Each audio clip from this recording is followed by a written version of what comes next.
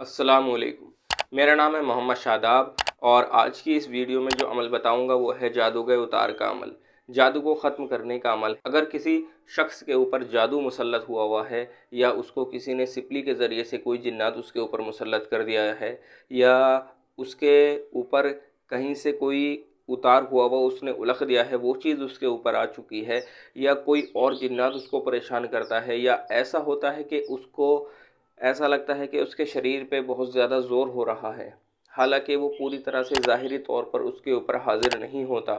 ये भी जादू की अलामत है। जादू के असरात भी इस तरह से होते हैं।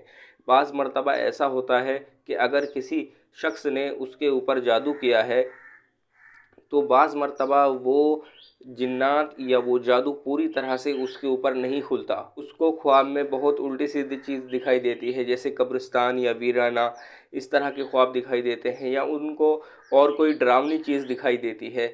ये सब उसको जादू की अलामत है। या ऐसा होता है कि उसके शरीर के ऊपर ऐसा लगता है कि बहुत ज़्यादा वज़न रख दिया है किसी ने। रात में सोते वक्त उसको ऐसा लगता है या किसी वक्त वो बैठा हुआ है, उसको अचानक से झटका लग जाता है, जैसे आदमी कहीं से गिरा। इस तरह का अगर उसको झटका लगता है, ये भी जादू की अलामत है। अब ये अलामत गंदे जादू की है, जिसके ऊपर सिपली के ज़रिए से कोई जादू किया जाता है, उसके ऊपर ये अलामत ज़ाहिर होती है। और दूसरी चीज़ ये है कि जिसके कंधों पर वज़न रहता है या सर में बहुत तेज़ दर्द रहता है या उसको किसी एक वक्त पर उसके शरीर में दर्द महसूस होता है। मान लो शाम के वक्त उसके शरीर में दर्द हो रहा है, सुबह के वक्त में उसका शरीर बिल्कुल सही रहता है, या उसके सर में शाम के वक्त में दर्द होता है, सुबह में उसके सर में दर्द नहीं होता। ये भी एक जादू की अलामत है।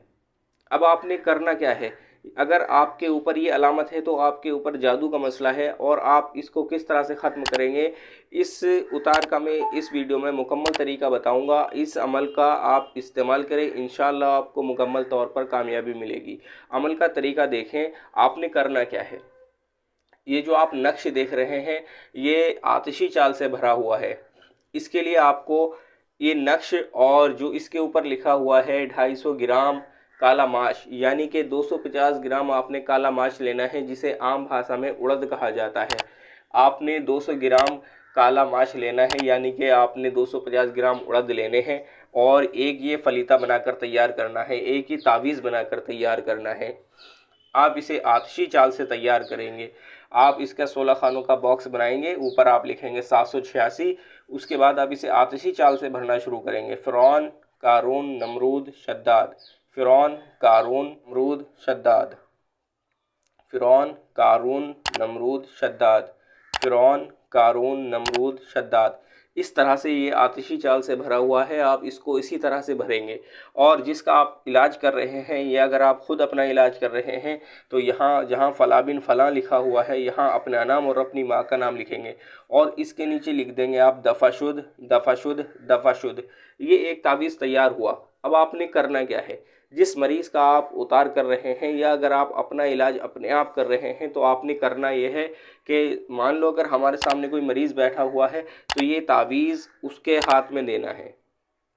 एक सफ़ेद कपड़ा बिछाकर आप उस मरीज़ को बिठाएं और ये तावीज़ उसके हाथ में दे। इस तरह से आपने उसका इलाज करना है। और ये 250 ग्राम जो काला माश है ये उसके सामने रख दें।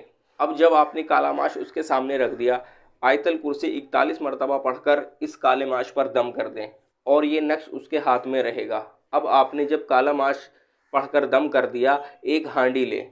एक हांडी में ये सारा काला माश उस हांडी के अंदर डाल दें और उसके शरीर से ये जो तावीज़ आपने उसके हाथ में दिया था, ये तावीज़ उसके ऊपर पूरे बदन पर सही से मलकर इस हांडी के अंदर रख दें। उसके बाद ये हांडी उसके सामने रखें और उसका बायां हाथ इस हांडी के ऊपर रख दें। उसके बाद आपने सूरह फलक और सूरह नास 11-11 मरतबा पढ़कर दम करना है। 11 मरतबा आप सूरह फलक पढ़ेंगे, 11 मरतबा आप सूरह नास पढ़ेंगे और उसके ऊपर दम कर देंगे। फिर दोबारा से आप सूरह फलक 11 बार पढ़ेंगे और सूरह नास 11 बार पढ़ेंगे और उस मरीज़ के ऊपर आप दम कर देंगे। फिर दोबारा से आप सूरह फलक 11 बार पढ़ेंगे और सूरह नास 11 बार पढ़ेंगे और उस मरीज़ के ऊपर दम कर देंगे। अब जब आपने 3 बार इसका दम कर दिया, इस हांडी को उसका हाथ हटाएं और इस हांडी को खुला रखें और उसके सर के ऊपर से उल्टी तरफ से आपने इसको 7 बार उतारना है।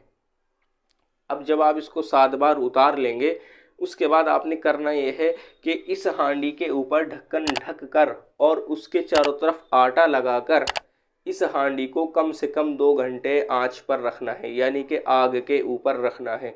और आप इस बात का ख्याल रखें कि आग इतनी तेज़ ना हो कि वो हांडी फट जाए, इतनी भी कम ना हो कि वो हांडी गर्म ही ना हो पाए, उसके जो अंदर ये काला माश है इस तक उसकी गर्मी ना पहुँचे। आपने धीमी आंच पर यानी कि मीडियम आपने आग जलानी है, ना ज़्यादा तेज़ हो ना ज़्यादा हल्की हो, और वो आग जलाकर ये हांडी उस आग के ऊपर रख दें और कम से कम 2 घंटा इसी तरह से ये आग जलने दें। उसके बाद 2 घंटे के बाद ये उठाकर एक तरफ रख दें और जब ये ठंडी हो जाए उसके बाद आप इसको कहीं वीराने में जाकर दफन कर दें। कहीं भी जहां आपको लगे कि यहाँ कोई आता जाता नहीं, ये वीराना है, वहां जाकर आप इसको दफन कर दें। मुकम्मल उसका उतार हो जाएगा। लेकिन उतार करने के बाद भी आपको इस फलीते को 7 दिन इस्तेमाल करना है। इस तावीज़ को इसी तरह से बनाएंगे, आतिशी चाल से बनाएंगे और इसको मोड़कर फलीते की शक्ल देंगे। मोड़कर आप इसको फलीते की शक्ल देंगे और 7 दिन तक रोज़ इसको मगरिब के बाद रोशन करेंगे। मगरिब के बाद आपने इसको चिराग में रखकर नीम के तेल में इसको जलाना है। अगर आपको नीम का तेल नहीं मिलता तो आप सरसों के तेल में इसको जलाएं और जब ये जलता रहे तो आप इसकी तरफ देखते रहें। इसको फोल्ड करना है, फलीते की शक्ल देनी है, उसके ऊपर हल्की हल्की सी रुई लपेट कर और इसको चिराग में रख दें। उसके बाद इसके ऊपर नीम का तेल या सरसों का तेल डालकर इसको रोशन करें।